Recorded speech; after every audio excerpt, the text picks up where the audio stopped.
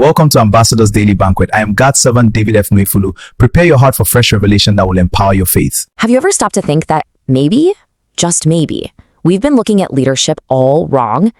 There's a fascinating devotional text that says true leadership isn't about being the boss, it's about being a steward. And it offers this incredibly powerful model for accountability. So today, we're going to break down its core ideas and see what we can learn. Everything we're about to get into really hinges on this one simple idea from 1 Corinthians. The source text basically says this is the ground floor, the absolute foundation. If you're a steward, which it says a leader is, your number one requirement isn't some grand vision or a ton of charisma. Nope, it's faithfulness.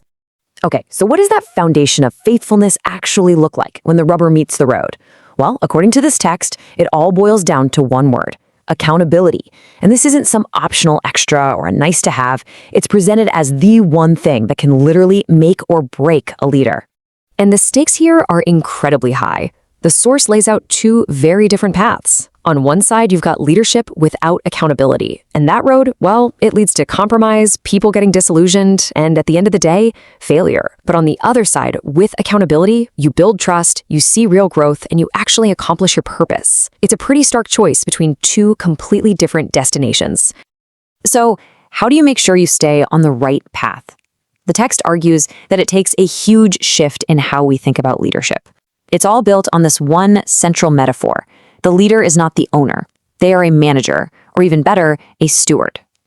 So what exactly does stewardship mean in this context? It's broken down into faithfully and transparently managing three key things: the resources, the vision, and the people.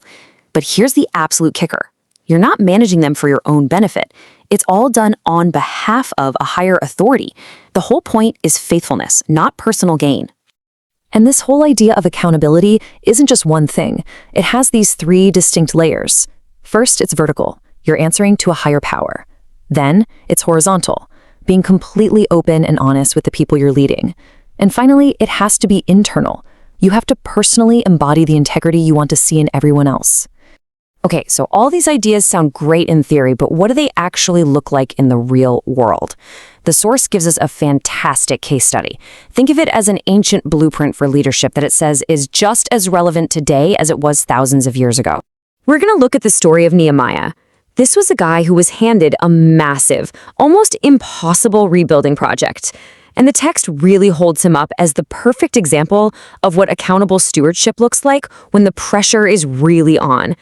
So how on earth did he pull it off? His whole approach is boiled down into this simple three-step framework. First, he was meticulous about managing resources. Second, he was totally transparent with his people about everything: the progress, the problems, the whole shebang. And third, he always made sure the project was aligned with its higher purpose. And the source argues that this specific combination was the secret to his success.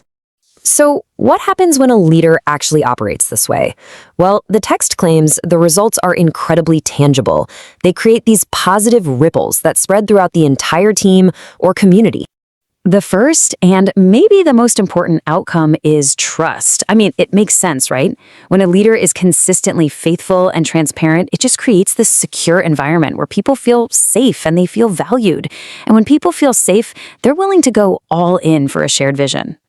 The second major impact? Growth. An accountable leader doesn't just give orders, they empower. By modeling what responsibility looks like, they inspire their followers to take on real ownership themselves. And that leads to incredible progress, both for the individual and for the group as a whole. And when all that comes together, it leads to something much, much bigger. You build an entire culture of integrity. It stops being about just one leader's good behavior, and it becomes the standard for everyone. You create an environment where honesty and trust can actually thrive. Now, this isn't just a history lesson. The text ends by turning the focus away from all the theory and puts it right back on the reader with a really personal challenge. And here it is, the big "so what" question. It asks us to stop analyzing Nehemiah and start looking in the mirror. It's a chance to measure our own leadership, whatever that looks like, against this standard of faithful stewardship. That's a pretty challenging question, isn't it? And what's so powerful here is that the source makes it really clear this isn't just for a religious context. It doesn't matter if you're leading a company, a nonprofit, a community group, or even just your own family. This framework for accountability is presented as something that's universally effective. So let's end with this, because this question really gets to the heart of it all. If you start seeing yourself not as the owner, but as the temporary steward of your team, your vision, your resources, how does that change everything? How does that shift the entire purpose of what it means to lead? That is a really powerful idea to think about. Thank you for watching. Please share, like, and comment. Your host, God7, David F. Wafulu.